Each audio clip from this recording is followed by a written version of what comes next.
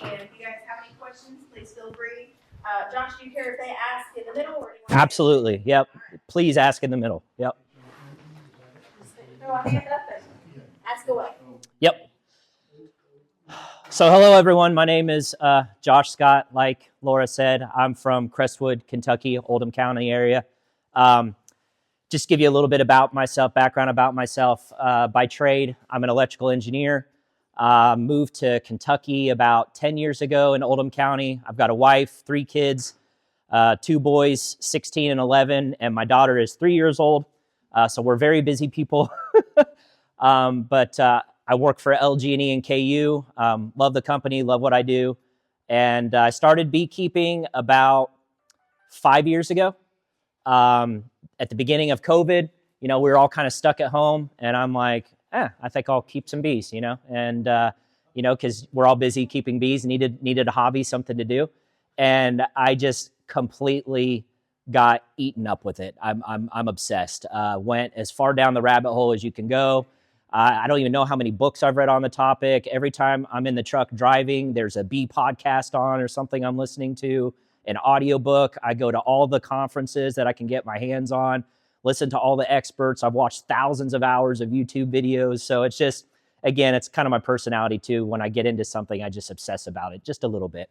But I think it's a good hobby to be obsessive over. So Laura had reached out to me and asked if I would present on the topic of swarm catching. So from day one, I started catching swarms. I think it's fun. I think it's one of the most fun things that we do as a beekeeper, when you get to walk up to a giant ball of bees, especially if you have an audience, either the person that called you to come get the swarm, or just it's in a park and there's naturally kids and people around and they think you're absolutely insane because you'll walk up to this giant ball of bees with maybe just eye protection on or a veil. I'm usually in shorts and a flip-flop or something like that, and they think I'm nuts, and you go and you capture these bees, and we all know the secret that they're super gentle anyway.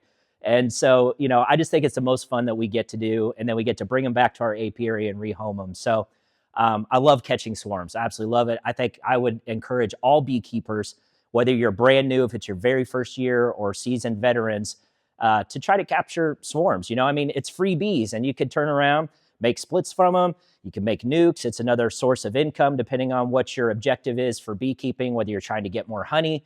It's great. Catching swarms is awesome. So I'm going to go through this presentation, super informal though. Please interrupt me. You don't even need to raise your hand. Just shout Josh question or whatever. And, this is just meant to hit kind of the high levels of swarm catching, swarm trapping, a little bit about what an actual swarm is. Some of you may be brand new to beekeeping. You're like, Josh, I don't even know what a swarm is. So we'll talk about that as well. Okay, so introduction to honeybee swarming.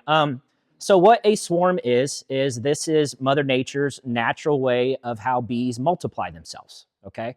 So every single colony out there wants to swarm, okay? That's everything that they're doing from the time they come out of the winter and they start ramping up production, and the queen's ramping up that brood production. Every single thing they're doing is gearing towards trying to swarm. And so what a swarm is, in a nutshell, is where a hive splits itself in two. So let's say the hive has 10,000 bees or 20,000 bees, okay?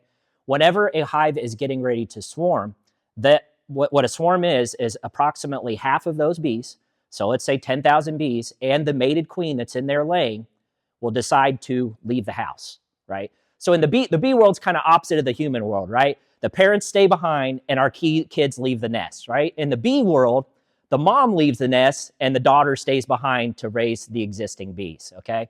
So that queen will leave with approximately 10,000 bees, and she will go to usually a temporary location, and that's called a bivouac. And I may have butchered the way that you bivouac.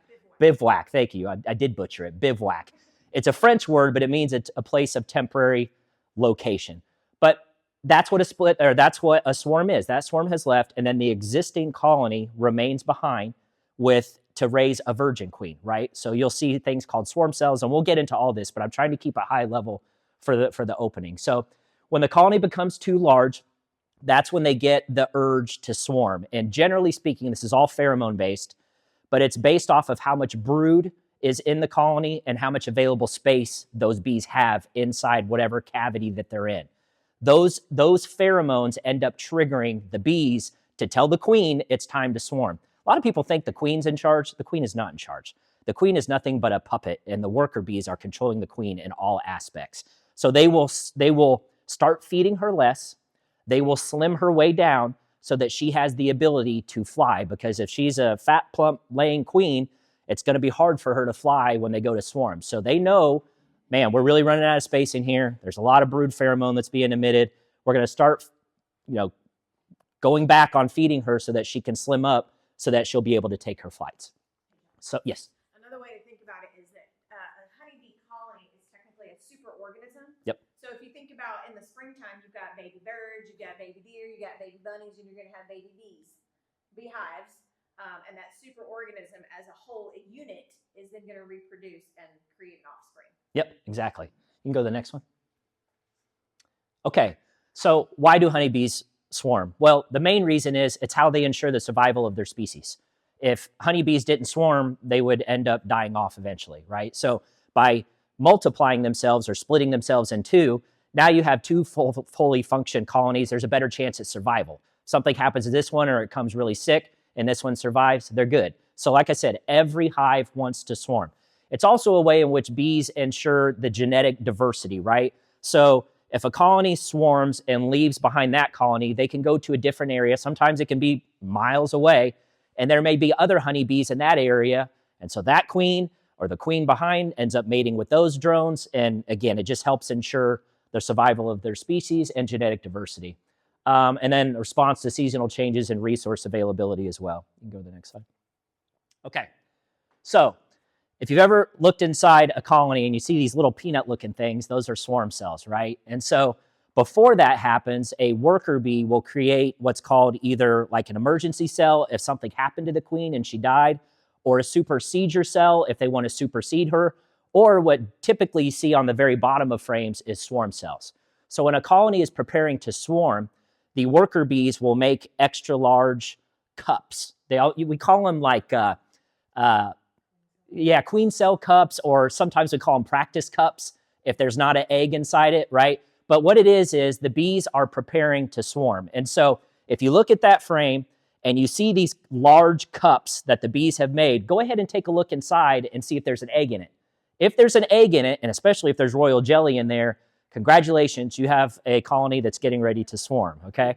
So, which is not necessarily a good thing. As beekeepers, we actively try to prevent our colonies from swarming, and I'll get into that here in a minute. So, the old queen and a portion of the colony leave the hive, so this is what I was talking about, approximately half of them.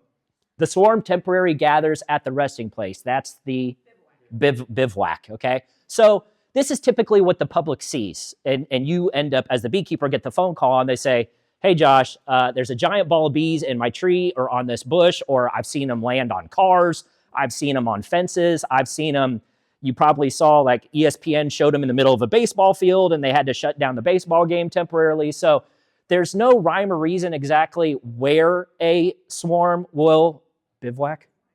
I'm never going to remember that. Where a swarm will bivouac. It's such a weird word, right? But it is a temporary place. And so what is happening when the colony does that, again, half the bees and the queen leave, they bivouac somewhere.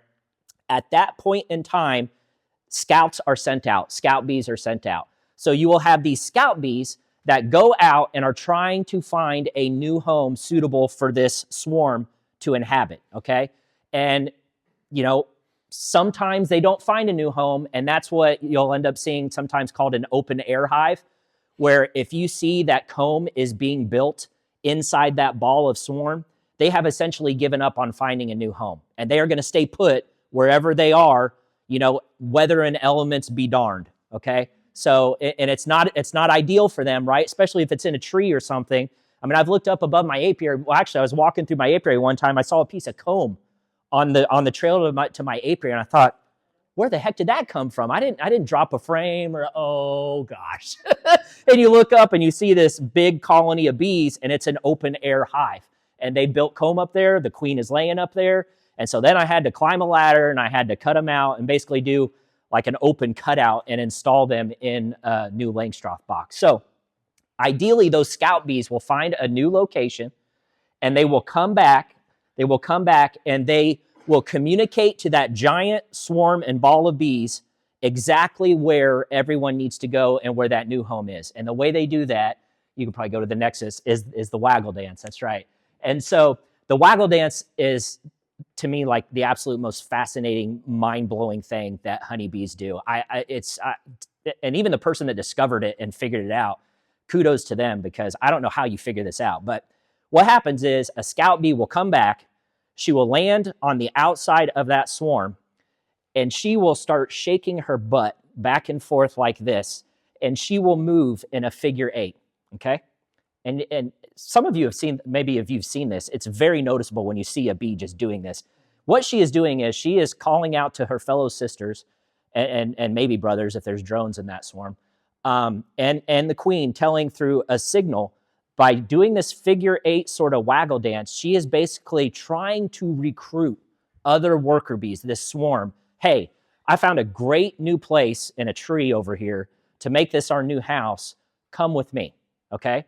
And this is all done up to miles away within pinpoint accuracy by just shaking her butt, moving around in a figure 8. I mean, how does that even happen? I don't know. To me, it's absolutely fascinating. But they call that the waggle dance. Yes? So the scout bees don't go out until after they swarm. They all leave the hive, and then the scout bees do they check things out before They do. They do check things out before. So I was talking to a gentleman over here, I think, or maybe it was this gentleman here. I have swarm traps hung right now, and they're absolutely being scouted. Okay, so they don't always bivouac, but yeah, I think it is bivouac. Yeah. Yeah. And you will learn that word? Okay.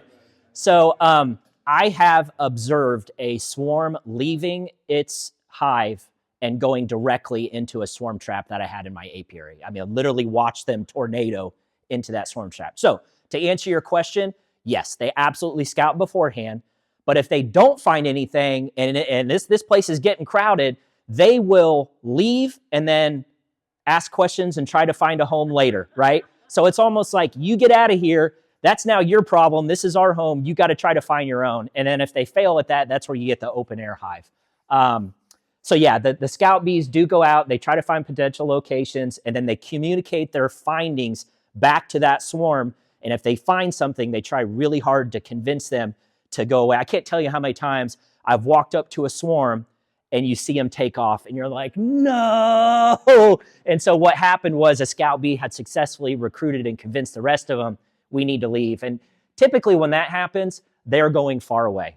So like they will bivouac from your apiary to their favorite tree or branch, usually very close by. But once the scout bees find that final home, it's typically further away. Go ahead to the next slide. Okay. Yeah, so swarm behavior and communication. The bees basically use pheromones to stay together, and that is how they signal when they are ready to move. The scout bees perform the waggle dance that I talked about, and the decision-making is collective. Like Laura talked about, this is a super organism, so they actually use pheromones to communicate with each other, especially inside the hive. Think about inside the hive. It's pitch black in there, right? It's pitch black. So they use pheromones a lot to communicate and tell the other bees when it's time to actually swarm. Like I said, typically it's that open brood pheromone along with the amount of size and space that's left in the hive that actually triggers when it's time to start slimming the queen down, building those swarm cells. The bees will make sure that they usually have a handful of swarm cells ready to go as the final step before that queen and half the bees leave. And we'll talk about this in a minute about swarming prevention. But usually, at least in my experience and from other more experienced beekeepers I've talked to, once that signal to swarm has been triggered, you're not really stopping it. You're paddling upstream without a paddle. I mean, it's just you're going against the grain. It's very difficult to stop once that swarm urge has been started. You have to do a lot of manipulation. You have to constantly go back in there and tear swarm cells down and stuff. It's just not worth it. So go ahead to the next one. So environmental triggers for swarming. Springtime. So, right now we're getting all this fresh pollen and the nectar everything's starting to pop. The tree pollen is usually the first that comes. Then you get the flowers and you get the weeds. When the bees know that there is an abundance of food available for them, that's also what's going to help them trigger that it's time to swarm. Because When a colony decides to swarm, the bees that leave the colony stuff their honey gut, their honey sac, their honey stomach with honey because they know they're about to go resourceless, right? This is one of the reasons why swarms are docile and more gentle, although I've been stung several times by swarms, so it's not a perfect thing. But typically, they're more docile and gentle because they don't have anything to defend. They don't have a home to defend. They don't have brood to defend. The only food that they have to defend is the food that's in their honey stomach, right? So they're generally more docile. But when so bees want to swarm when they know that there's food outside that's available to them, not necessarily food that's in the colony. So whenever there's fresh nectar and fresh pollen, that's the perfect time to swarm. It would not make much sense to swarm during a dearth period, and that's a term in beekeeping of when there is a lack of natural food out there. So late August, September, when everything's dry and burnt up from the summer and there's no natural foods out there, that's typically why you don't see late swarms into August and September, although everybody's probably seen one or two. There are exceptions. There's some crazy colonies out there that decide to, you typically don't see successful. The latest swarm I've ever seen was this past year. I had one October 20th in the back of my apiary, a tiny little swarm this big on a tree branch in the back. And I'm like, well, you just, doomed yourself. There wasn't even any drones left. I mean, there wouldn't be any successful mating, that's for sure. So, have you heard that phrase, a swarm in May is worth a bale of hay. Hey, June. June is the silver spoon. And the swarm In July ain't worth a fly, yeah. I've seen some pretty large swarms, though, in July that I bagged, and I was like, because I even uploaded a video that said, swarm in July ain't worth a fly. I disagree. So it just depends. It's all situational dependent, right? So, but yeah, hive congestion, lack of available space, and of course, favorable weather patterns, right? So right now, you don't want rain. It's still chilly out there. So the earliest I personally have heard or seen somebody that I know in my area, I live in Oldham County, Kentucky, was around this time. It's like March 30th, March 28th. That's a very early swarm. Now, some of these colonies, like my buddy Dave Hansberry, he's got some monster colonies. He's got these colonies that are busting at the seams already because that queen will start ramping up and laying in February in anticipation of the springtime. The bees know when the winter solstice is. They know when the days are starting to get longer. And they will start feeding that queen, and they will start controlling her to ramp up her laying, and she will just start laying like crazy. I mean, at peak laying times, what a queen can lay a couple thousand, 1,500, 2,000 eggs a day, a really good queen. I mean, that's a lot of eggs. And so it is one side of a frame, right? So those queens will start ramping up early, February timeframe, depending on where you live, but where we live here, that's generally safe assumption around that time. Again, everything they're doing is in anticipation of wanting to swarm. So everything we do as beekeepers is an attempt to intervene in that, right? If we're doing splits, if we're culling swarm cells, or all these other things that we do to try to prevent swarming, it is going against what the bees naturally want to do. I don't know about your experience, but when you mentioned the weather conditions, 9 out of 10 times, if there's been really nice days and then it rains for a day or two, Yep. I can guarantee it's going to be a swarm the very next day it's dry. Yep, exactly. Yep, yeah, because they're all stuck inside there. They don't want to swarm when it's storming outside or with heavy rain because, again, they're going to bivouac somewhere, and they don't really want to have it pelting them with rain and everything. So it really does need to be favorable weather conditions. But, March is super early. April is when you really start seeing swarms. In my experience, May is when it's like game on. May is like you get those 70-degree days, extended sunny days without rain. You're going to see swarming. So how do we manage and prevent swarming? You could do an entire topic on this, but I'll just kind of touch high level because there's a lot of ways to intervene with swarming, a lot of different methods out there. As a new beekeeper, just be careful. Don't go that far down that rabbit hole because you could get lost in that. But one of the easiest ways is we provide additional space. So like I said before, bees swarm when the pheromone is emitting, meaning there's lots of brood. That means they know that the population of this colony is about to increase when all of this hatches and emerges. And then also when they run out of space. So a simple thing you can do is when you have a deep body that has, let's say, I always call it seams of bees, 8 to 9 seams of bees, go ahead and put another deep on there and give them more space. And then the bees sometimes, if the urge hasn't been triggered yet, just giving them that additional space will prevent swarming. What I like to do is in the springtime is I like to split colonies. So it's a good time to split colonies in the spring. Technically, you can do it later in the summer. It's just more of an advanced beekeeping move. It can be more difficult to get mated queens to return. Drone population, as you get later in the year, is declining. The workers are kicking them out of the hives because they're freeloaders during the wintertime and they don't really want them in there. So it can be more difficult. But springtime, when there's all that natural food out there available, it's a great time to do splits. The bees are telling you when it's a good time to split. If you open your colony and you're seeing swarm cells, that tells you the bees are telling you it's a good time to split. You don't want it. Some beekeepers right now are already doing splits. In my humble opinion, I think it's way too early for that. There's not enough drone population currently available, and you want drones saturated. So the drone congregational areas, you want them to have thousands of drones because you really want these queens to get mated and not mated okay. You want them to get mated very well. Those big, plump, fat queens are better and perform better than the smaller, skinny ones every time. So doing splits when it's springtime, there's abundance of food, the weather is nice, that's a great time to do your split.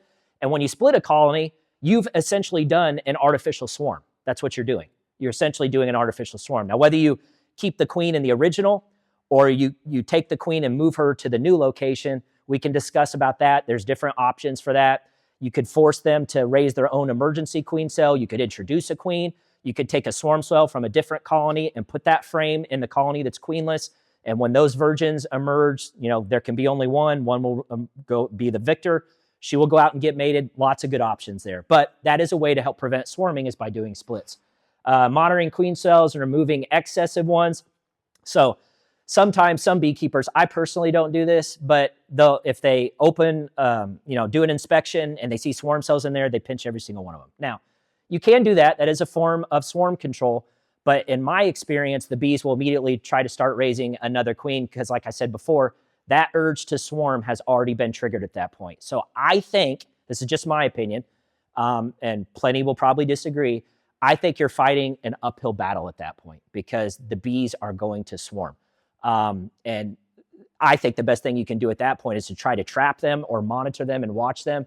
And hopefully they bivouac right next to you and you can grab them and say, ha, got you anyway. So then capturing and relocating swarms safely is another method. But like I said, there's lots of methods at preventing swarming. Ultimately, it's an uphill battle regardless because you are trying to prevent exactly what the bees are programmed to do.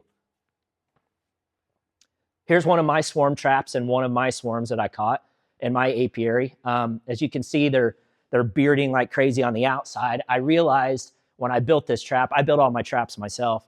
When I built this trap, there was absolutely zero ventilation in there. And it was later in the year and the bees were hot. And so I ended up cutting some ventilation holes in the top there. And my traps from now on, the bees go right in. So it works a lot better. So what is swarm trapping? Well, it's like fishing for bees, okay? So, and it's cool. It's fun. I think it's neat to hang a swarm trap and go out and check it every day and see if you got bees in there. So Dr. Tom Seeley, who is one of the most well-known beekeepers in all of the world, quite frankly, has done a lot of awesome research on honeybees, period. He is a professor emeritus at Cornell University in Ithaca, New York. He still does a lot with bees, even though he's retired. But he did a lot of scientific research and studying on actual swarming behavior and why bees swarm and exactly what best to do with the trap and where to put it. So from his research, the best locations to kind of hang a swarm trap is 15 feet or higher. And I'll tell you, my experience is different than that. But again, I'm not going to argue with Dr. Thomas Seeley. But he says 15 feet or higher. Generally along like the edge of the woods somewhere. And if there is a corridor, that's even better because the bees will tend to fly through that corridor, the scout bees. You can use your favorite swarm lure, but really the ideal cavity for a swarm trap is 40 liters of space. So that's what this is designed for. And I'll kind of tell you my tricks and tips on what I do to capture swarms. and I think I've been fairly successful. I catch swarms every year, multiple swarms every year. We'll go in that here in a little bit. But it's important and beneficial for the bees and the beekeeper. You get freebies, which you can, again, increase your honey production. You could make more splits and sell nukes and whatnot, depending on what you want to do with it. And you're also providing a home for bees that are looking for a home, which is great. Win-win, right? So I think it's good for both the bees and the beekeeper. So let's talk about some essential equipment for swarm trapping. You'll hear this saying so much in beekeeping. This is what I do, right? And there's a reason why all beekeepers say that, because there is no right or wrong way to do this stuff, right? There's like 1,000 ways to successfully trap and catch bees. We all do things a little bit differently. New beekeepers that are here, I would challenge you to try one method, see if you like it. If not, try something a little different, right? But it oftentimes can be overwhelming for brand new beekeepers because they get 51 different methods or opinions of doing something, because all 50 are correct and work. It's just personal preference, as is a lot of things in beekeeping. So I will share with you what my personal preference is. So I build that trap that has exactly 40 liters of space in it. I put one of those little discs on the front. Could you go back one slide real quick? Or the bees covering it? The bees are completely covering it, so you can go forward. It's one of those little discs that has the 4 little options. It has wide open, it has ventilation only, it has queen excluder mode where only a worker bee can fit through there, and then it has completely shut. I leave it wide open, but I'll tell you in a minute why I have that on there. So I leave it wide open. I take 5 frames. One frame is drawn comb, and it's the nastiest, grungiest, old frame that I can find. One that bees have been hatching from for years. It's super, super dark brown, stinky, stinky comb. And that is really attractive towards swarms and bees. They love it. I don't have much use for it because it's, the cell size is getting very small for bees to be able to lay in it, but it's an absolute awesome swarm lure. So I take that one frame of drawn comb and I put it at the very back of the swarm trap. So as far away from the entrance as you can. Then I make 4 of these. And these frames are covered in propolis. They were probably used in a different colony. There's wax on the side. There's drawn comb at the top here. This black thing is a piece of black plastic foundation that I have cut on my table saw into 4ths. Starter strip. It's exactly right. It's called a starter strip. How long is that? Yeah, roughly about 2 inches. It's not super critical how long it is. If you have one that has drawn comb on it, even greater. If not, just make sure that you coat it really well with beeswax, okay? And I put 4 of those in front of the drawn comb. Now, you ask, and this is a common mistake that new beekeepers make, they'll put 5 full frames of either foundation or even drawn comb in their swarm trap, and then they don't have success and they don't understand why. That's exactly it. So what happens is when those scout bees go in there, inside that swarm trap, she is flying around in there and she's like an interior designer taking measurements, okay? Oh, this would be a great new home. Let's see what kind of space we have here. And she is mentally figuring out that, hey, there's 40 liters worth of space in here. So by having the starter strip in there, you're not eliminating that bee space that they're looking for. They're looking for a cavity. That's what they're looking for. So then you say, well, Josh, why have a starter strip? Why not just put 4 empty frames in there? Well, that's how you get an absolute mess on your hands, right? And so you do not want that. So what this does is it says, okay, bees, I'm giving you the space, but I want you to draw nice, beautiful wax straight down in nice, even pattern on the frame here. And so far, it's worked wonderfully for me. And every trap that I pull bees out of, there's this nice, beautiful new comb. In fact, this was in a successful trap. That's why it has drawn comb on it. And what I did was I cut all that wax off and I put it in my wax melter to process, because I do sell beeswax too at the farmer's market. And now I have a really good starter strip for next year. So that's what I just do. I kind of recycle those frames. Again, if they're not currently being used in an actual colony. So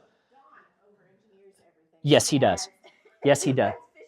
Of course he does. Of course he does. You know, if you guys don't know Don Cheswick, he's a fellow engineer and he trumps me in terms of his over-engineering of stuff. Okay, yeah. Well, there you go. and that does help. But like I said, this has worked so far for me, so I'm sticking with it for now. I just want to step back to that for just a second. We're joking about a friend of ours, but what he does, he also has that starter strip up at the top, but on the sides of most of your frames, there will be small little holes. What, like three or four? 3 or 4. And he will Fish through or thread through fishing line to help stabilize the comb as it comes down. as they draw it out. I personally just don't like that or the wire because it's one, it's more work, and I'm a lazy beekeeper. Two, the bees will not draw that comb. Obviously, the wire's in the way, so there's a few cells that are impacted from that. It's personal preference. Either way is perfectly fine. But he will 100% tell you that it's the best way to do it because he never gets cross combing where you've got two frames side by side that are stuck together with comb. Yep. So. Yep, I agree. So I don't need to put the whole foundation in there? Nope, just a little 2-inch starter strip. It's good to put One. Yeah, so the first one that goes in the very back up against the back wall. Yep. If you find yourself without them, you can trade a new one, get an old one. Right. So you wouldn't put a full frame in there and none of it? One full frame. So frame number 1 is a full frame of old nasty comb. If you don't have old comb, that's fine.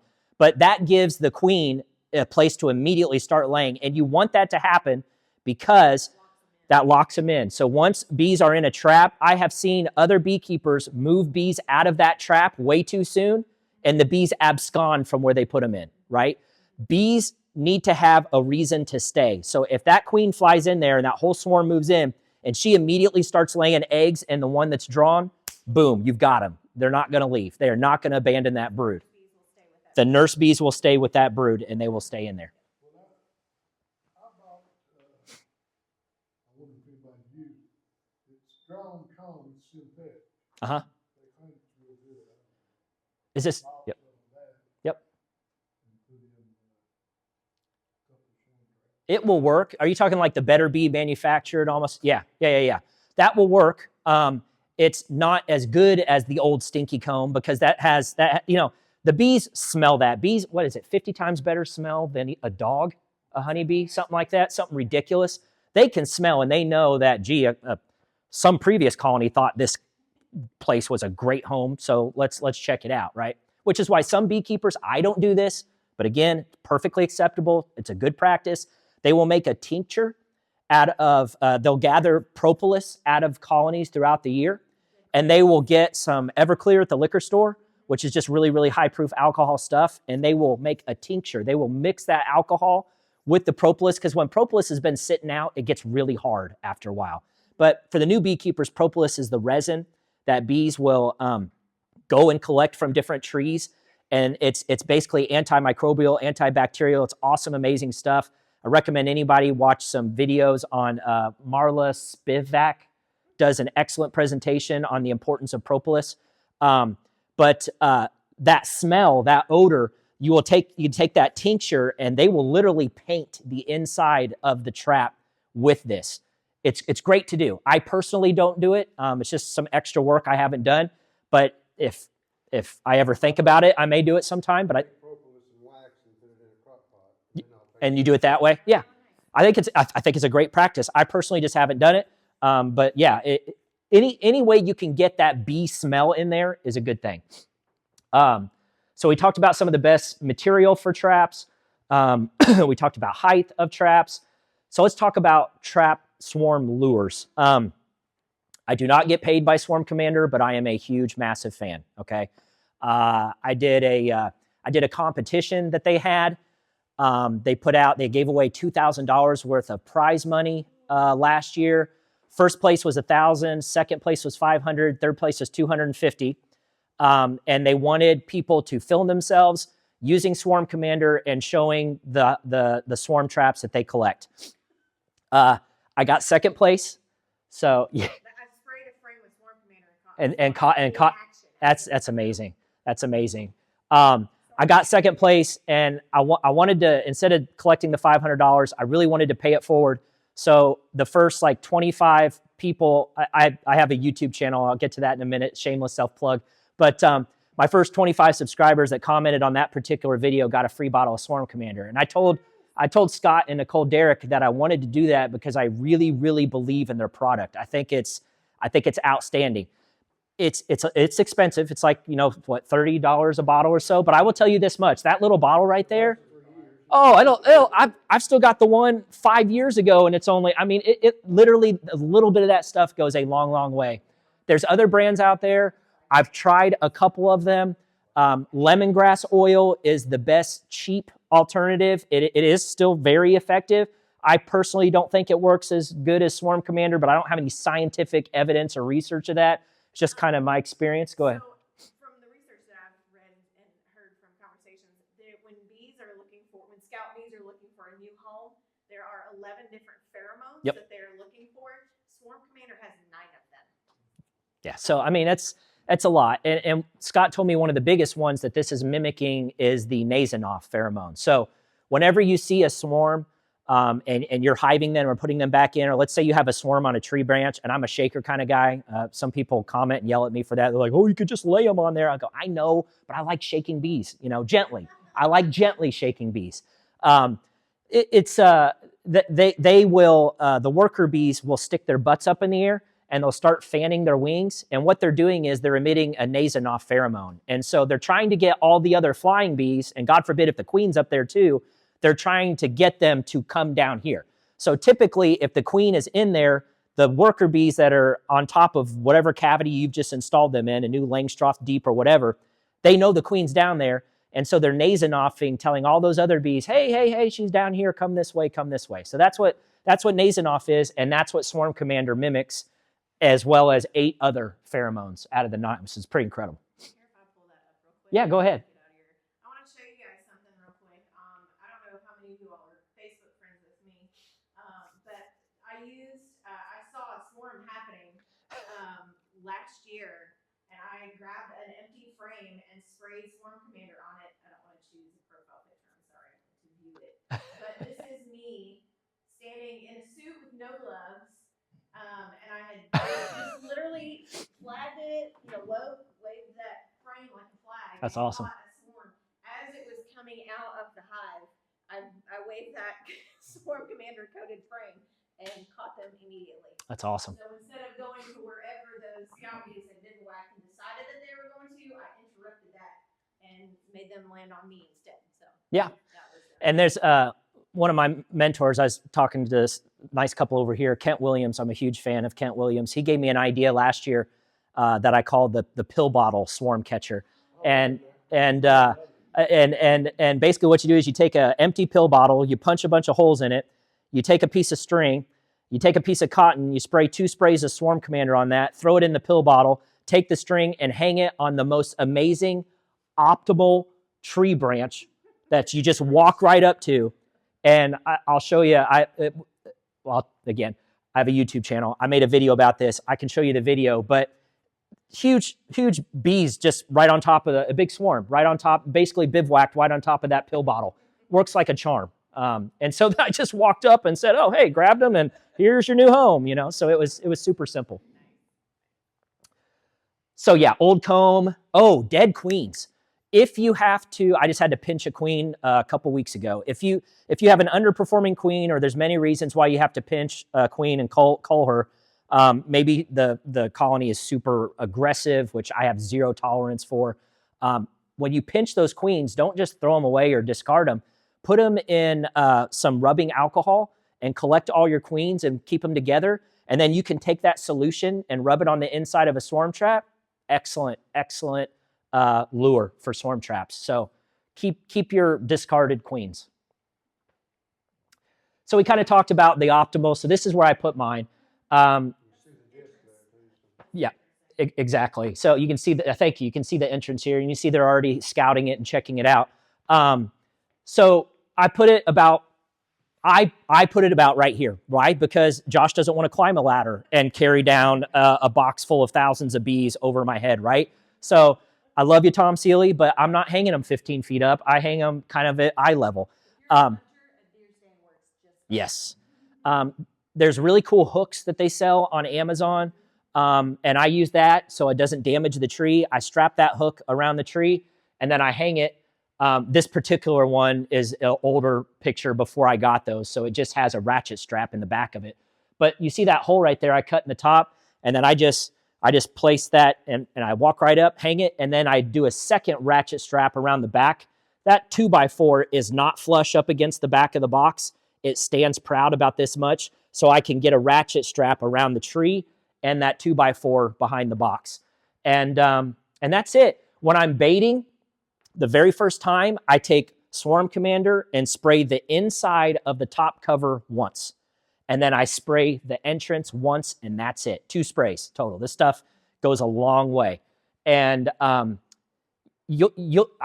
stood there within 45 seconds to a minute, and scout bees are already checking it out. That's how powerful this stuff is.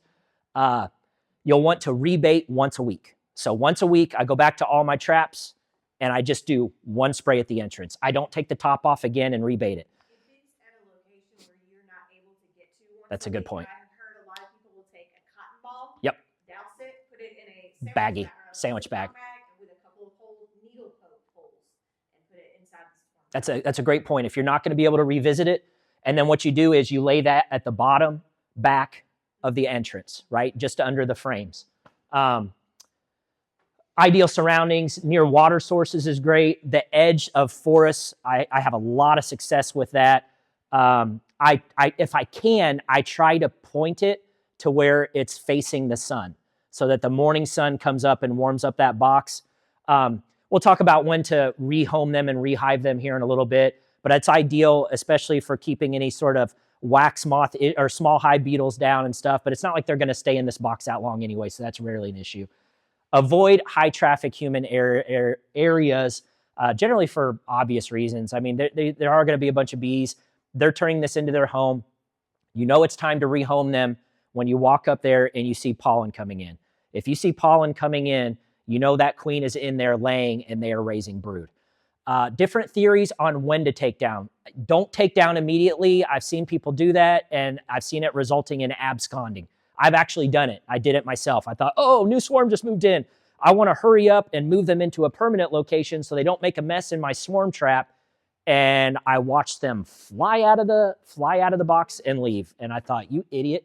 And it's because that's not where they chose their home. They didn't choose my box in the apiary. They chose this place, and I just took them out of that. Now, like I said before, if they have something to stay for, they will stay for it. So if any of those frames I had given the queen a day to lay eggs in or a few days to turn into larvae, they would have stayed. They would not have left. So don't move your swarm traps too early. Look to see if pollen is coming in on the back of the bee's legs. That's when you know it's a great time to go ahead and take it down.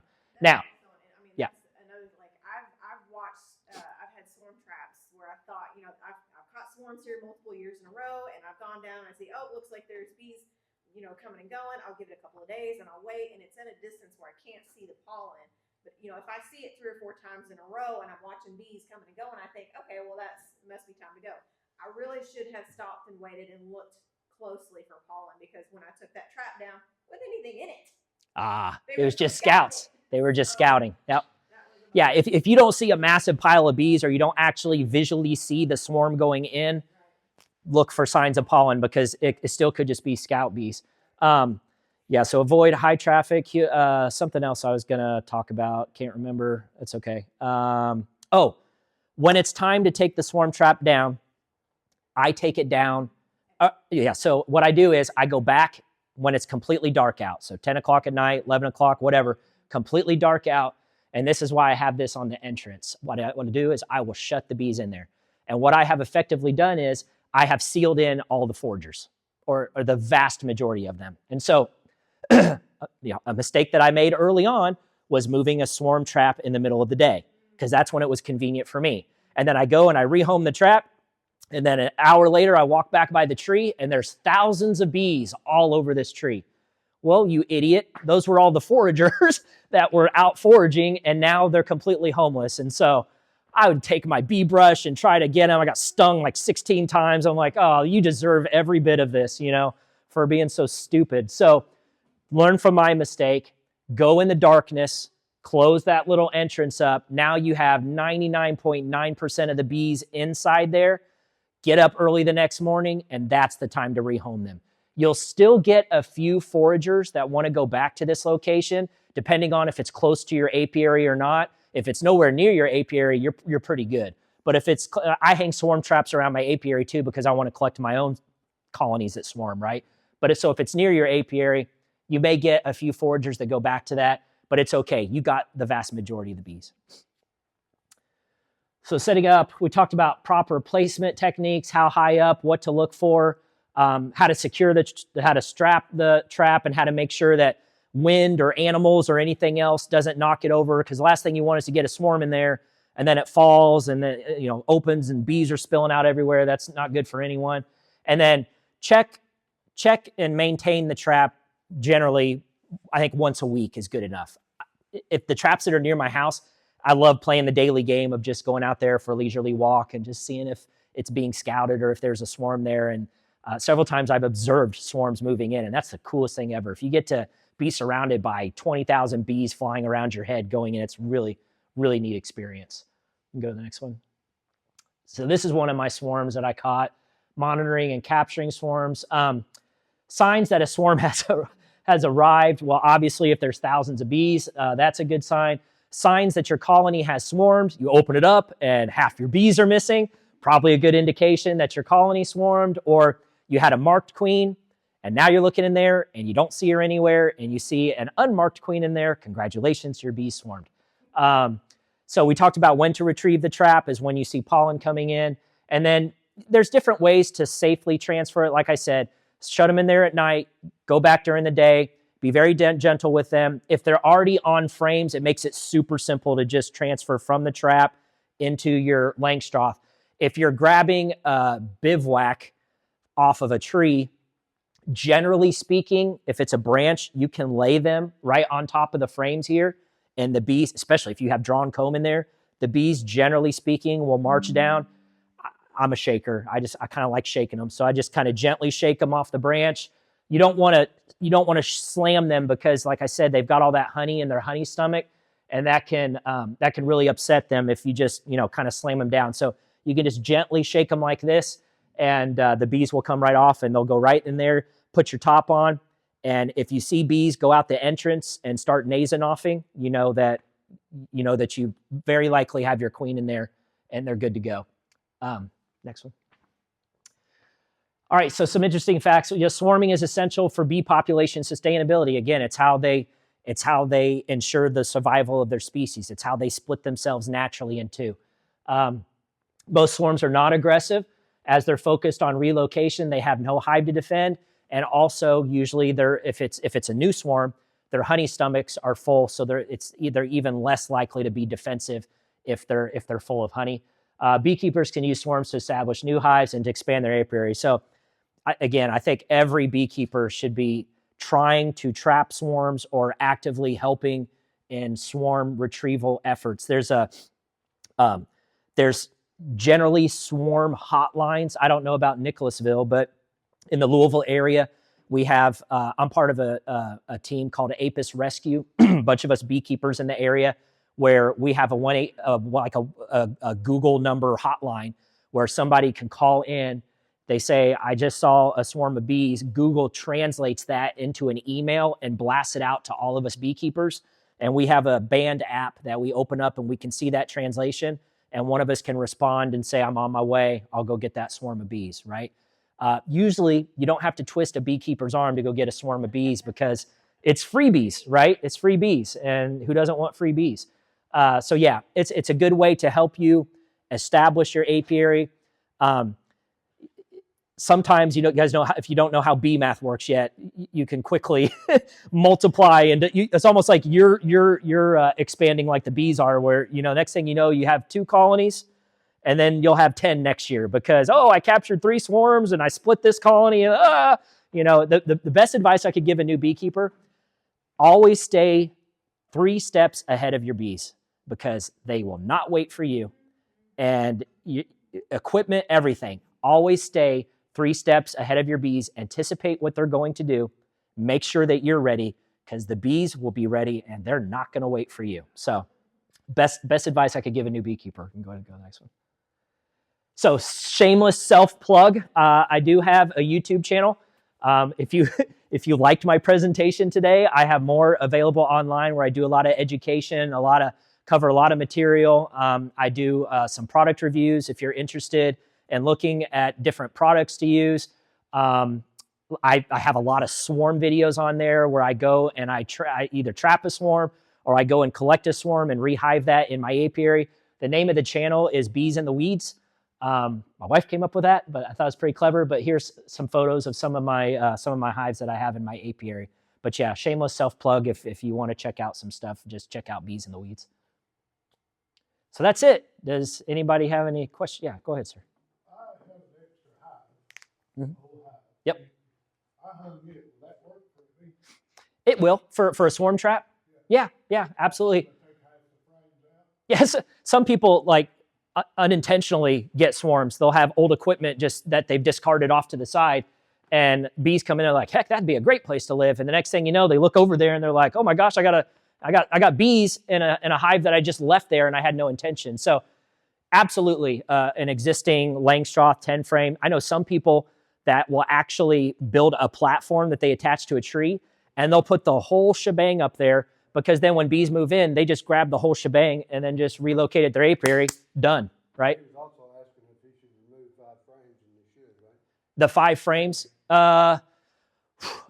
in a 10 frame box, well, you could end up with an unholy mess on your hands, because beekeeping is all about bee spacing, and if you've disrupted that bee space, a swarm, I forgot to mention this, is a wax producing machine. They know that they are going to be homeless, and so they are in wax producing mode. And so they see that empty bee space in there. There is a very high probability they will build burr comb all in that empty space, and quickly, like within days, quickly, right? Leave them all in. If you've got all drawn comb, Yep. I might replace 4 or so with just foundation. To maximize, yeah. Oh, Yeah. if it's not drawn, then yeah, leave them in there. But if they are all 10 of them drawn, I would replace them with just undrawn There's only foundation. one drawing. Okay, well then that'd be fine. But I would say, in my experience, because I used to do exactly what you're talking about with a 5 frame nuke, I had very little success collecting, because you're violating that cavity space that they're looking for. By having all the frames in there, you're violating it, and I didn't want to leave frames out because of the mess that I just talked about. And not only that, if you have to dig out all that burr comb in there, it likely has a bunch of brood in it, and now you've just set the bees back, and you're asking the queen and the bees to make that brood all over again. So really, I think swarm traps are ideal as a middle ground versus doing the full Langstroth or even a 5 frame nuke. Yes, they can be successful. I just find in my experience that they're not as successful as a swarm trap. Well, if that's the case, then go ahead and leave it sit out. Yeah, absolutely.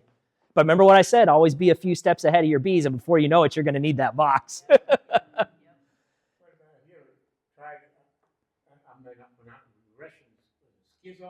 Sky on, yeah. So yes. So that is essentially what the pill bottle is mimicking. Yeah, it's the same thing. Yep. And so I had a bunch of people comment on that one video where I posted it, and they're like, oh, that's just field bees that are being attracted to it. It's not really a swarm. No, it wasn't. It was actually a swarm. Yes, some field bees will be attracted to that, or scout bees, but you can tell the difference when it's a swarm. And then once you actually rehive them, you see a queen in there laying, you know that it was a swarm. It wasn't just the field bees, right? That's the evidence is. When I used to pill bottle, I had the storm, the traps in my yard, but I'd read the article about the pill bottle, so I put it in, because I had one hive I knew was going to swarm. Yep. And I didn't try to stop it. But I put the bottle in, and 3 days later, I came in the afternoon early from work. Yep. And the swarm was right there. It's the Yeah. opposite Yeah. purpose as the bottle. So it's a way to essentially coerce the bivouac. Is that right? Okay, the bivouac. Just brain block on that word. Bivouac to go where you want them to go, instead of 30 feet up in a tree and you're looking at this amazing, beautiful swarm, and it's breaking your heart because you can't get to them. And I stole an idea from our buddy Don Chezik, where I made a 5-gallon bucket with a super long extension pole to try to get those super high up swarms, which I have had success with. But Those are a pain. No one wants to do that. Absolutely no one. No one wants to climb a ladder to get a swarm.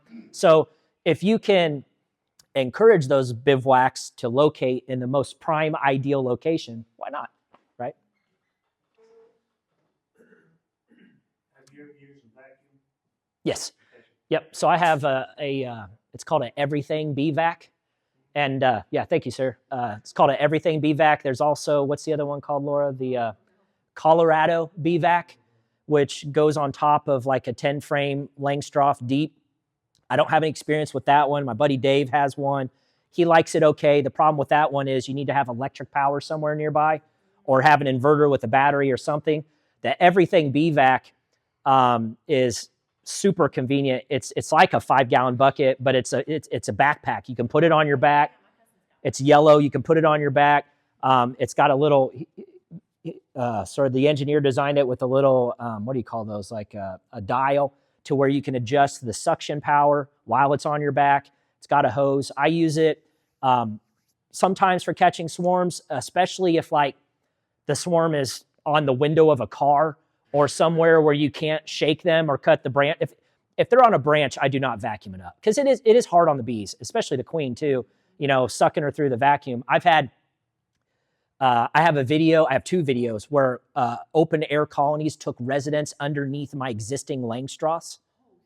And so there's tons of drawn comb underneath a screen bottom board, which is a royal pain to try to get those bees. You know, so I vacuumed it all up. So I vacuumed it all up, took the normal colony that was still queen right and full of bees, took them off the bottom board, set them next to it. Then I grabbed that bottom board and I was able to just turn it over and scrape all that comb off. And of course, a lot of that comb had brood in it. So I took an empty frame and rubber banded that brood in, put that into a brand new Langstroth, and then took all those bees in the bee vac.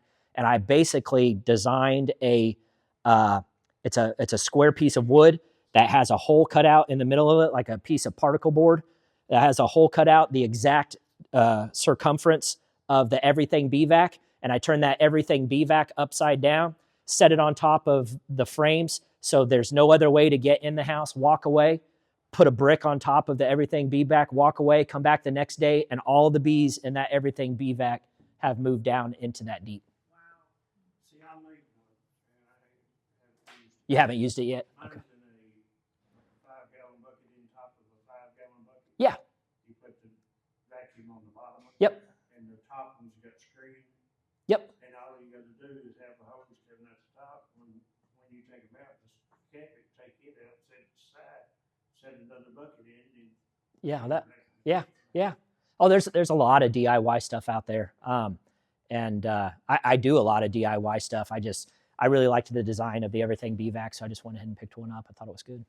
Do you ever make your own foundation? No. When I'm making mine. Now, and I'm putting it in swarm catchers. Okay. So and it's my own beeswax, which I lost all mine in this. Yeah. storm we had Yeah. here, and it just destroyed mine. Yep. I lost everything I had. Stinks. I'm sorry. Yeah. I had 9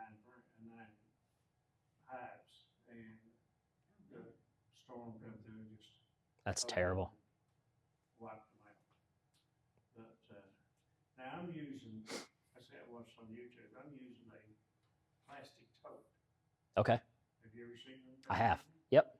I've never used one, but that's what I've never used one, but I've seen them. Yep. Okay.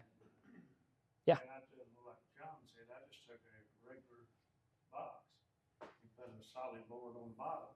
Yep. And put one of them tiles on it. Yep. And then I took 2 or 3 frames out of a super that had drawn comb on it and put them in there. Now, will that be a no-no? To put the drawn comb in there? No. Oh. Put the super Oh. frames.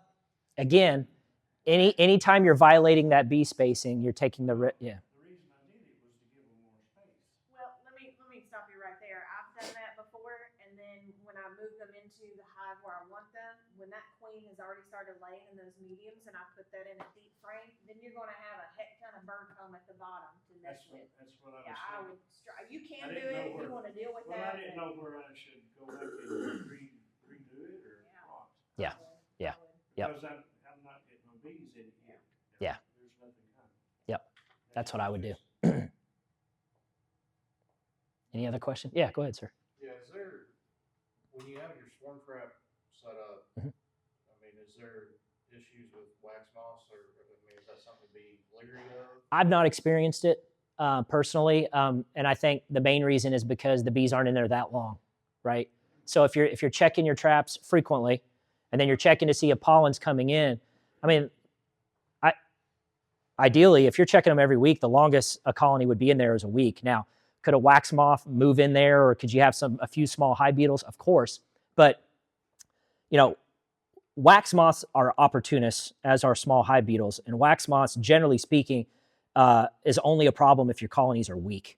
Right. And It's an indication rather than what's causing a problem. It's Right. like a symptom. it's like the symptom of it, yeah. Right. And And if you're catching swarms yeah. and rehoming them into a new hive, then you're eliminating any pests that may be in that bait hive. Right. And then you can refresh and put new equipment in there and then hang it back up. Whereas once you put anything, if there were pests that got moved into that new hive, ideally it's all in good conditions. Your colony's going to grow, and ideally they'll take care of it themselves. and small hive beetles, I generally don't have a problem with those because, again, I think the most important thing is not to have your colonies or your swarm traps in high humidity, dark, damp areas. That's what attracts small hive beetles. So morning sun is the best. I have all my hives facing the east. So as soon as that sun comes up, it's beating on the front of those hives. And, you know, I hardly ever see a small hive beetle in my apiary. And I don't even do the lime stuff on the ground. My hives are on stands that has dirt underneath, so the beetles can pupate it. I mean, I don't prevent any of that. And so I haven't had a small hive beetle. The only issue I've had is ants. When I put that frame, if it still has some honey in it, the ants will find it. And so I try to find a frame that just has that's completely empty, that doesn't have any food in it, because you'll also get scout bees going in there that aren't necessarily scout bees. They're just foragers, and they found that honey and they're taking it back to their colony.